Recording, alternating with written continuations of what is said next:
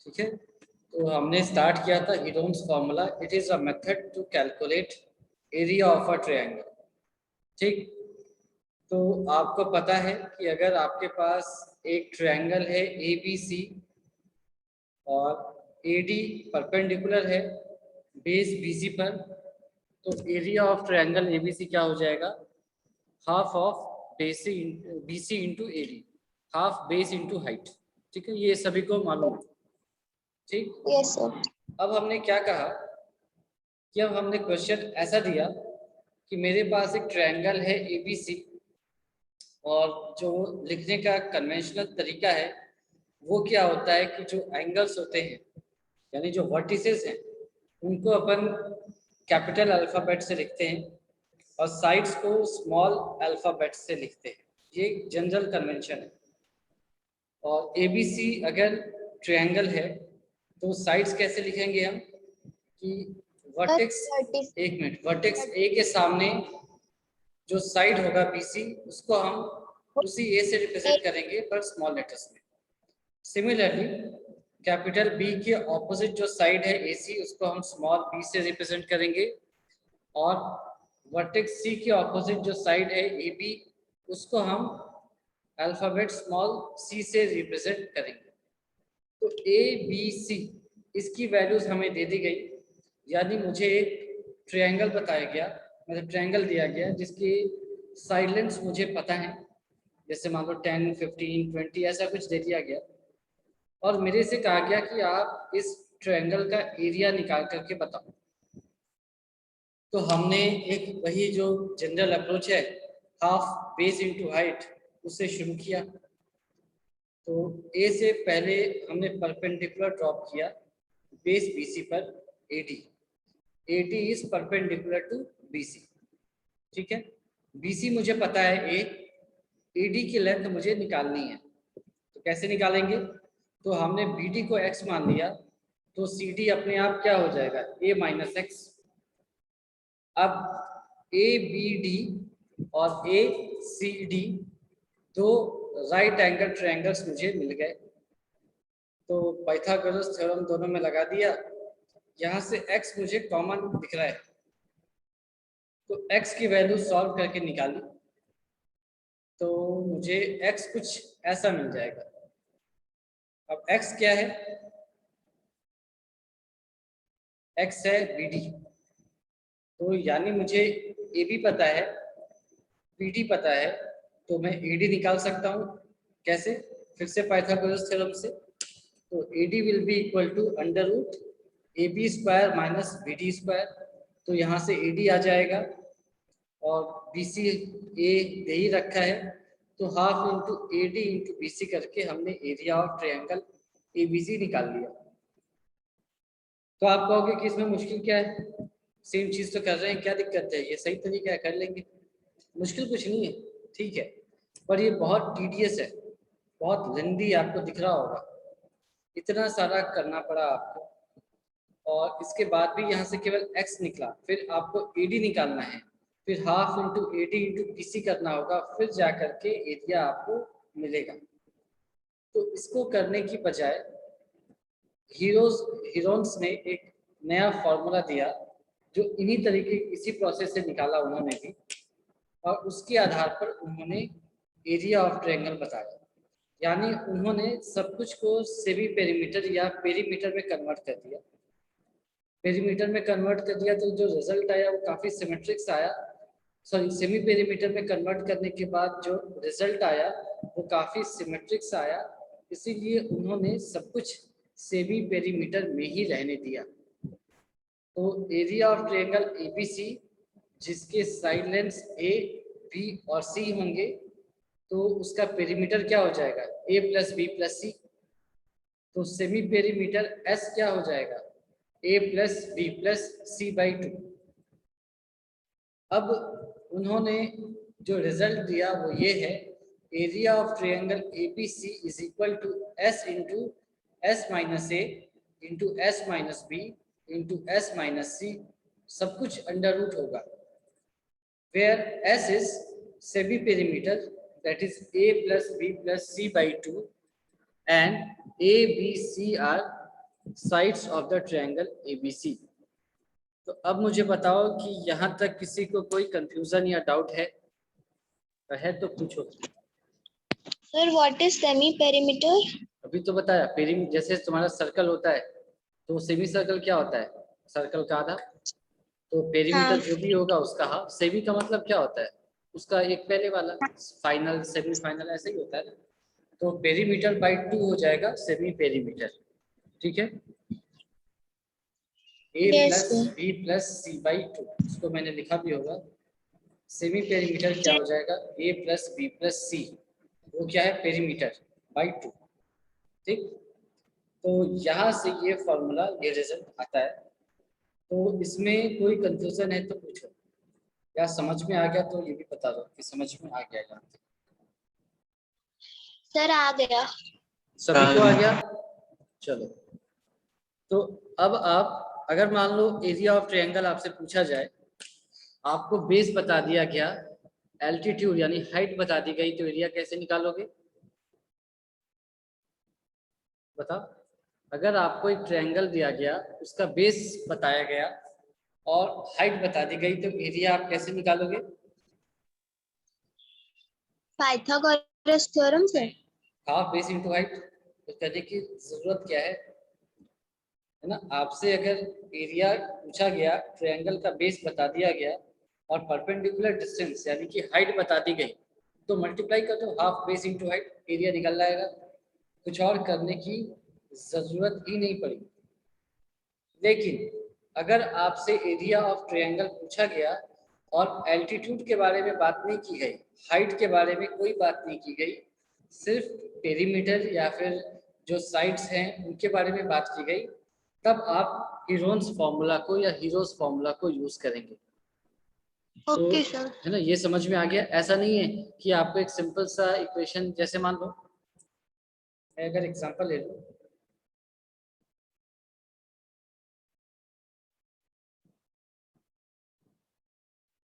मैं अगर आपसे कहूं कि एक ट्रायंगल है मेरे पास एबीसी,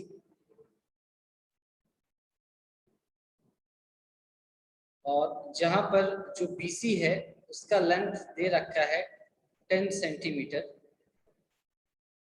और जो एडी है, सॉरी ए नहीं,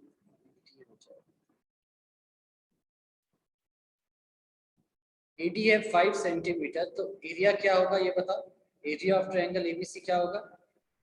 हाफ इंटू 10 इंटू 5। ठीक है, हाफ इंटू 10 इंटू 5, है ना। ये हो 25। जाएगा 5, तो आंसर है 25 सेंटीमीटर स्क्वायर। इतना सभी को आता है क्लास में जो यस है, सर। इतना तो सभी को आता है ना, या कोई है जिसको ये नहीं आता है। यस ठीक है, सर। तो अगर आपसे ऐसा कुछ पूछा जाए तो आपको ऐसे ही करना है। आप ऐसे शुरू नहीं हो गए कि आपने एक नई चीज सीख ली, S into S minus A into S minus B into S minus C under root, तो आप इनके लेंथ्स को निकालने के लिए बैठ जाओ और फिर वहां से आप समहाउ मैनेज करके आप ए बी और ए सी का लेंथ निकालो, फिर हीरोज फॉर्मूला में उसको सब्स्टिट्यूट करो और एरिया आखिरी में 25 सेंटीमीटर स्क्वायर निकाल कर लाओ। ऐसा नहीं करेंगे, we have to use our common sense as well, कि हमारे को अगर एक सिंपल सा क्वेश्चन दे रखा है तो हम उसको वैसे ही करेंगे। ऐसा नहीं किया कि हमने एक लाइन को क्वेश्चन को ज़्यादा दिमाग लगा करके पूरी तरह से बर्बाद कर दिया, और जो 1 मिनट में हो सकता था उसको करने में हमने 1 घंटा निकालना लगा दिया। ऐसा नहीं करेंगे, ठीक है। नई चीज़ कोई सीखी है तो वो अपने काम को आसान करने के लिए, अपनी ज़िंदगी को बर्बाद करने के लिए नहीं बताएगा आपको, ठीक है। तो जब भी एल्टीट्यूड और बेस की बात हो तो half base into height use करेंगे।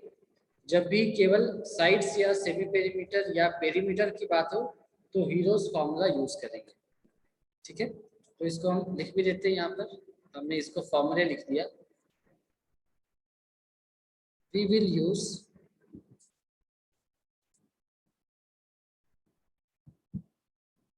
Heroes formula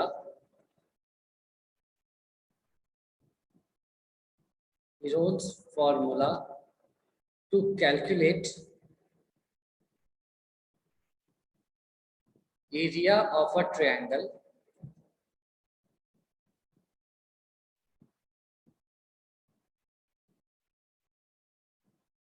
only when side lengths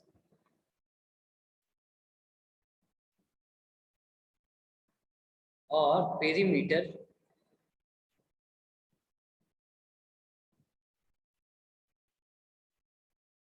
is mentioned. ठीक है, तो जब भी केवल साइड्स के लेंथ्स या फिर पेरीमीटर ऐसा कुछ दे रहा है तो वो इनडायरेक्टली आपसे कह रहा है कि भाई आप हीरोज फॉर्मूला या हीरोन्स फॉर्मूला यूज कर लो। अगर बेस और हाइट दे रखा है तो आपको कुछ भी यूज नहीं करना, हाफ बेस इनटू हाइट किया, आंसर निकाला, खत्म। ठीक, तो इस बात को याद रखा और हम फिर मैंने आपसे कहा था कि आप क्वेश्चंस को ट्राई कर सकते हैं and I am pretty sure कि किसी ने नहीं किया होगा। तो फिर हम एक एक करके क्वेश्चंस को देखते हैं।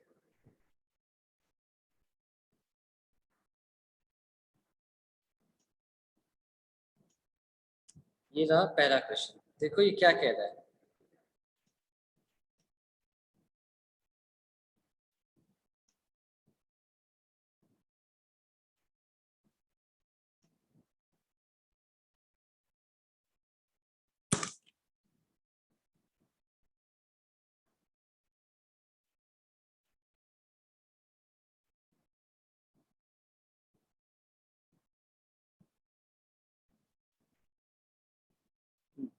ये कह रहा है कि एक ट्रैफिक सिग्नल बोर्ड है indicating school ahead is an equilateral triangle with side ए।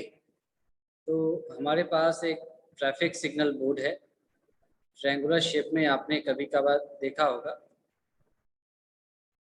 इस पर वो लिख रहा है, इसको कस्टमाइज कर दूंगा।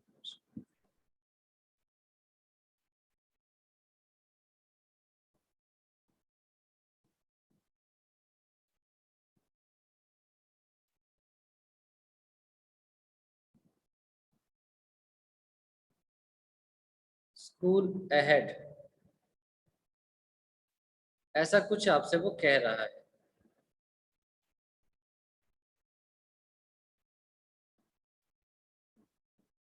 ऐसा कुछ कह रहा है, ठीक है। अब ये एक इक्विलेटरल ट्रायंगल की तरह है, तो ये ए हो गया, ये है बी, ये है सी, ठीक है।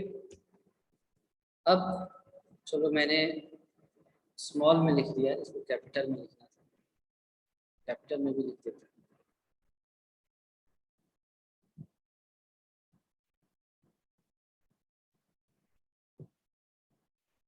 स्कूल अहेड करके ट्रायंगुलर शेप में मेरे पास बोर्ड है, ऐसे कुछ होगा, जमीन में गड़ा हुआ मान लो। अब ये जो एक इक्विलेटरल ट्रायंगल के शेप में है, ये एबीसी। अब इसकी जो लेंथ है ये है ए,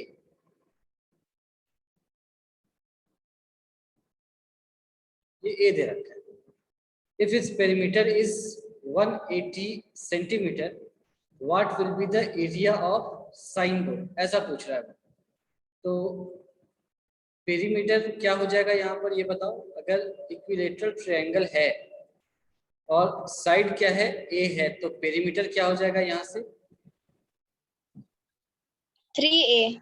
3A, गुड। और 3A क्या दे रखा है, 180 सेंटीमीटर। तो यहाँ से ए की वैल्यू आ गई 60 सेंटीमीटर, गुड, 60। ठीक। और सेमी पेरीमीटर क्या हो जाएगा, ये बता दो। 30। पेरीमीटर नहीं, 180 नहीं। है, तो सेमी पेरीमीटर 90 90। सेंटीमीटर, ठीक है। अच्छा, अब दूसरा आपको ये भी दिख चुका होगा अभी तक कि since it is an equilateral triangle, तो यहाँ पर लिख दिया since ABC is an equilateral triangle. This implies A is equal to B is equal to C is equal to 60 centimetre. ये सही है क्या? है ना? Yes, तीनों sir. साइड्स बराबर होंगे। तो हमने धीरे धीरे सारी कहानी लिख दी। तो therefore area of triangle ABC, तो मैं पहले क्या लिखूंगा, जो फॉर्मूला है, ताकि आपके दिमाग में ये धीरे धीरे बैठने लगे। यही area of Under root triangle होता है। अंडर रूट भी लगाएंगे, and बिल्कुल अंडर रूट भी S. लगा दिया। ठीक है, सारी वैल्यूज अपने को पता है, तो लिख दिया 90 है S, तो 90 minus 60 into 90 minus 60 again into 90 minus 60।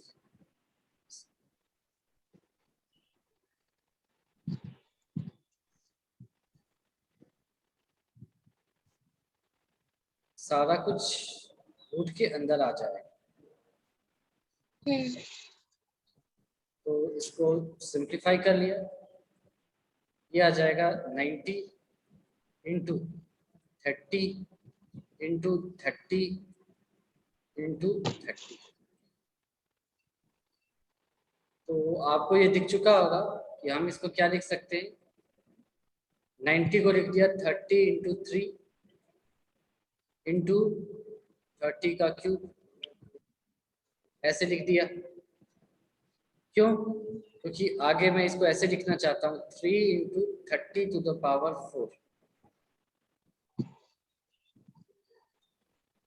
यहाँ तक समझ में आ रहा है सभी को कैसे ऐड करते हैं पावर्स को? ठीक है। Yes sir. तो अब मुझे ये बता दो कि अंडर रूट से अगर 30 बाहर जाएगा तो किस तरह से जाएगा और क्या बचेगा? अगले स्टेप में क्या आंसर आने वाला है बताओ। 30 into 30 square। ये आएगा ऐसा, 30 का स्क्वायर बाहर आ गया, अंडर रूट 3। तो सर 30 स्क्वायर बाहर, अंदर में 9 सिर्फ 3, ये आ जाएगा सेंटीमीटर स्क्वायर आंसर।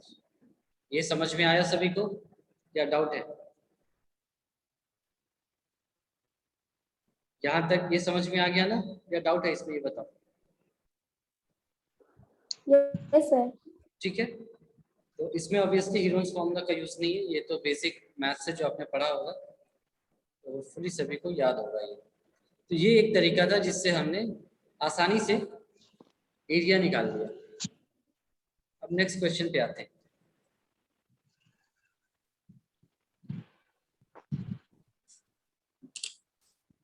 तो पहले हमने क्वेश्चन को कट किया,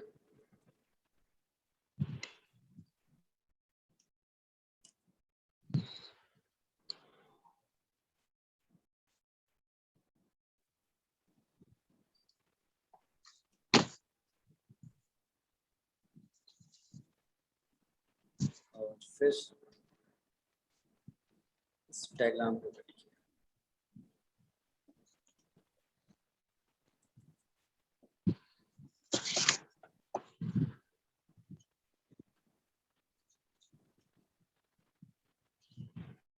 तो होपफुली आपको क्वेश्चन भी दिख रहा होगा और डायग्राम भी दिख चुका होगा अभी तक।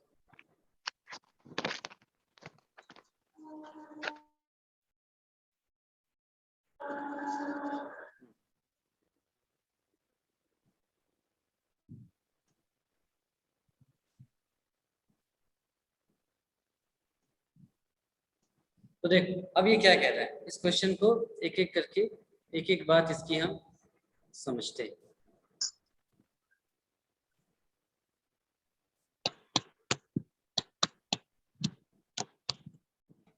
तो देखो ये कह रहा है the triangular side walls of a flyover have been used for advertisements. ठीक है, तो सबने फ्लाईओवर देखा ही होगा अपनी लाइफ में, है ना? यहाँ पर भी हैं फ्लाईओवर्स। तो फ्लाईओवर कैसा होता है, पिलर्स होते हैं ऐसे करके, फिर ये उसके बाद ये ऐसे जाएगा, फिर ये कांस्टेंट हाइट पे होता है, फिर उसके बाद ये वापस से ऐसा आता है। तो यही कह रहा है कि ये जो आपको ट्रायंगुलर दिख रहा है ना, कुछ ये जो आपको यहाँ पर ट्रायंगुलर शेप का कुछ दिख रहा है ना ऐसा, इसको एडवर्टीजमेंट के लिए यूज किया जा रहा है, ऐसी चीजों को एडवर्टीजमेंट के लिए यूज किया जा रहा है। इसके एरिया को निकालने की बात की जा रही है। तो यही कह रहा था, triangular side walls of a flyover have been used for advertisements. The sides of the walls are 122 meters, ये भी दे रखा है यहाँ पर, ये हो जाएगा आपका 122 मीटर्स है, फिर 22 मीटर एंड 120 मीटर, ऐसा ऐसा ऐसा है। अब ये कह रहा है the advertisements yield an earning of ₹5,000 per meter square per year, ऐसा है। A company hired one of its wall for 3 months. How much rent did it pay? तो इसने बहुत सारी चीजें पूछ ली आपसे। इसने आपसे पहले तो एरिया पूछ लिया, फिर आपको बता दिया कि भाई इतने मीटर स्क्वायर को एक साल में, अगर हम इतने मीटर स्क्वायर पर एक साल की हमारी अर्निंग ऐसे होती है, तो 3 महीने में कितनी अर्निंग ये हमें दे सकता है। तो हमने कहा ठीक है, एक एक करके एक एक बात को समझते हैं। तो हमें थोड़ा कॉम्प्लिकेटेड लग रहा है, तो हमने एक ट्रायंगल बना दिया ऐसे। सबसे पहले ट्रायंगल बनाते ही ये फ्लाईओवर और बाकी चीज़ों की कहानी खत्म, इससे हमें कोई लेना देना नहीं है, बाकी बातें हम बाद में सोचेंगे। ये आ गया 122 मीटर्स, ये है 120 मीटर्स और ये है 22 मीटर्स, ठीक है। तो यहाँ पर ए क्या हो जाएगा आपका 120 मीटर से, बी क्या हो जाएगा 122 मीटर से, और सी क्या है 22 मीटर से, ऐसा। तो यहाँ से सेमी पेरीमीटर यानी एस क्या हो जाएगा A plus B plus C by 2, ये क्या हो जाएगा 120 प्लस 122 प्लस 22 बाई, तो आप ये देख सकते हो कितना आ रहा है ये 122 प्लस 22 144 154 सॉरी 254 264, ये आ जाएगा 264 बाई 2। तो यहाँ से S की वैल्यू आ गई 132 मीटर है या सेंटीमीटर से होगा ऑब्वियसली 132 मीटर्स। तो S तक किसी को कोई कंफ्यूजन है? यहाँ तक कोई कंफ्यूजन है क्या? S कैसे निकाला ये बताओ, ठीक है ना। A पता है, B पता है, C पता है, तीनों को ऐड कर लिया, 2 से डिवाइड कर दिया, S निकल आएगा। होपफुली मैंने कैलकुलेशन भी सही की होगी। 64 ठीक है। अब एरिया ऑफ ट्रायंगल ABC निकाल लेते हैं। एरिया ऑफ ट्रायंगल ABC, तो ये हम सभी को पता है, ये क्या हो जाएगा S into S minus A into S minus B into S minus C under root, ऐसा होगा। तो वैल्यू सब्स्टिट्यूट कर दो, 132 इंटू 132 माइनस 120, फिर 132 माइनस 122, फिर 132 माइनस ओनली 22, ये सारी चीजें आ गई अंडर रूट। इसको सिंप्लीफाई किया तो ये आ जाएगा 132 इंटू 12 इंटू 10 इंटू 110, ऐसा कुछ आ गया। अब हमें इसको और सिंपल बनाना है, तो हमें यहाँ पर 12 दिख रहा है और यहाँ पर 11 इंटू 10 दिख रहा है, तो हमने इसको ऐसे लिख दिया। 132 को हम लिख सकते हैं 12 इंटू 11, फिर इंटू 12 इंटू 10 इंटू 11 इंटू 10, ऐसा ऐसे लिख दिया हमने। तो यहाँ पर अंडर रूट में कितने 12 हैं कितने 10 हैं, क्या दिख रहा है? मेरे ख्याल से Sir, 2 12 10 है ना, 2 11 है और 2 12 है और 2 ना, इसका स्क्वायर आ जाएगा अंडर रूट। ये फाइनली आपको क्या मिल जाएगा? ऐसा 10 इंटू 11 इंटू 12। ये सिंपल सा आ गया। 12 इंटू 11 क्या होता है? 132 इंटू 10। तो therefore area of triangle ABC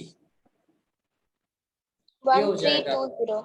yes exactly 1320 meter square. इसमें किसी को Meter कोई square. कंफ्यूजन है? इसमें किसी को डाउट है यहाँ तक? No, sir. चलो, तो ये एक काम हमने कर दिया। दूसरा काम करना है, तो दूसरे काम को करने के लिए बार बार ऊपर जाने से अच्छा है कि हमने फिर से स्निपिंग टूल लिया और यहाँ से स्निप किया। इतनी की ही हमें ज़रूरत है। तो देख लो आगे ये क्या कह रहा है।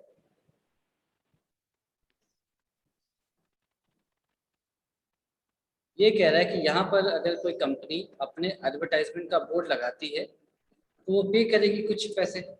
कैसे पे कर रही है वो बता रहा है। इसकी जरूरत नहीं है तो इसको मिटा दिया। देखो ऐसे क्वेश्चन को कैसे करते हैं, ध्यान से समझो। ये कह रहा है the advertisements yield an earning of ₹5,000 per metre square per year. यानी कि एक मीटर स्क्वायर एक साल में कितने रुपए दे रहा है हमें? 5000. ₹5,000 दे रहा है एक साल में। यानी मेरे पास एक एरिया है 1 मीटर स्क्वायर का, और मैं कहूँ कि तुम्हारे पास एक कंपनी है और मैं कहूँ कि भाई तुम ऐसा करो, मेरे 1 मीटर स्क्वायर पर 1 मीटर स्क्वायर पर कोई अपना एडवर्टीजमेंट चिपका दो एक साल तक के लिए, तो मैं कितने रुपए आपसे लूँगा? 5,000 रुपये लूँगा। ठीक है, तो देखिए मेरे पास यहाँ कितना एरिया है, देखो तो यहाँ पर मेरे पास इतना एरिया है। तो 1320 मीटर स्क्वायर अगर एरिया है, ये मैं तुम्हें 1 ईयर के लिए दे दूं तो कितने पैसे लूंगा मैं, ये बता दो। Sir, into कर देंगे. हाँ, तो मैं आपसे इतने पैसे लूंगा 5,000 इंटू 1320। आपसे मैं पूरे साल भर इतने पैसे लूंगा। ठीक है, लेकिन यहाँ पर क्या है? यहाँ पर शर्त है a company hired one of its wall for 3 months। लेकिन मैंने जो अपना दीवाल है ना उसको केवल 3 महीने के लिए ही दिया। अगर 1 साल के लिए देता तो मुझे इतना मिल जाता। 1 साल में कितने महीने होते हैं ये बता दो। Sir, 12. हाँ, तो अगर मैं अपने वॉल को 12 months के लिए देता तो मुझे इतना मिल जाता। लेकिन मैं क्या कर रहा हूँ, इसको मैं कितने महीने के लिए दे रहा हूँ? 3 months के लिए 3 दे रहा हूँ। months. तो मुझे कितने मिलने चाहिए ये बता दो। 12 महीने के लिए इतना क्या चाहिए? पैसा दे दो, मुझे अब 3 महीने के लिए ही उसको देना है रेंट पर। तो कितने मतलब रुपए मुझे मिलेंगे? 15,000. कैसे निकालेंगे? Sir, divide डिवाइड करेंगे। किससे डिवाइड करेंगे? 3 को. अरे उसको नीचे 3 लिख देंगे. तो हम इसको ऐसे डिवाइड करेंगे। ये हुआ 12 मंथ का, तो 1 मंथ का कितना हो जाएगा? बाई 12 है ना। ये जो निकला था ये 12 मंथ का था, तो 1 मंथ का क्या होता? बाई 12। तो 3 मंथ का क्या होगा? इंटू 3। ये समझ में आया? ये जो 5,000 इंटू 1340 है, ये कितने मंथ का था? 12 महीने का। मान लो इसकी वैल्यू आ रही है 12,000 रुपये, मान लो। Sir, आ रही है 6. चलो मैं बताऊंगा वो क्या आ रही है, तो देख लेंगे। 12,000 रुपये मुझे 12 महीने के लिए पे करने हैं, रेंट देना है। तो 1 महीने का रेंट कितना होगा? 1000 1000। 3 महीने का कितना होगा? 3000 3000। कैसे निकाला? 12 महीने का निकाल लिया, उसके बाद 12 से डिवाइड करके 1 मंथ का निकाल दिया। तो 1 मंथ का आ गया, फिर तुमको जितने मंथ का चाहिए उसको मल्टीप्लाई कर दो। 5 मंथ का चाहिए तो 5000, 7 मंथ का चाहिए तो 7000 एंड सो ऑन। ठीक है, तो हमारे को 12 महीने का इतना है, 1 मंथ का ये है, 3 महीने का ये है, तो डिवाइड कर दिया। ये हो जाएगा 4, ये हो जाएगा 3, ये 3, ये 0, ये हो जाएगा रुपीस 33 इंटू 5 क्या होता है? मेरे ख्याल से 165 और 1 2 3 4 zeros। तो 16,50,000 रुपीज इतना पैसा देना पड़ेगा जो भी कंपनी इसको एरिया को यूज करेगी। तो ये आपको समझ में आया कैसे कैसे किया गया? या डाउट है? सबसे पहले टोटल एरिया निकाल लिया, फिर वो कह रहा है 1 मीटर स्क्वायर का 1 साल के लिए 5000 है। हमारा एरिया था 1320 मीटर स्क्वायर। तो हमने कहा कि अच्छा, अगर 1 मीटर स्क्वायर का 5000 रुपया है 1 साल के लिए, तो 1320 मीटर स्क्वायर के लिए कितना रेंट मिलेगा 1 साल के लिए? तो 5000 से मल्टीप्लाई कर दिया तो वो रेंट मिल गया। अब आगे वो 3 मंथ के लिए पूछ रहा है, यानी मुझे ईयर को मंथ में कन्वर्ट करना पड़ेगा। तो मैंने चुपचाप 1 साल में जो पैसे मिल रहे थे उसको ये कहा अब कि मुझे ये एक्चुअली 12 महीनों में मिल रहे हैं, 12 मंथ्स में मिल रहे हैं। तो यहाँ से मैंने ये निकाल लिया कि 1 मंथ में कितना मिलेगा 12 से डिवाइड करके। तो 3 मंथ्स में कितना मिलेगा ये भी निकाल सकते हैं वापस से 3 से मल्टीप्लाई करके। तो ये आया 16,50,000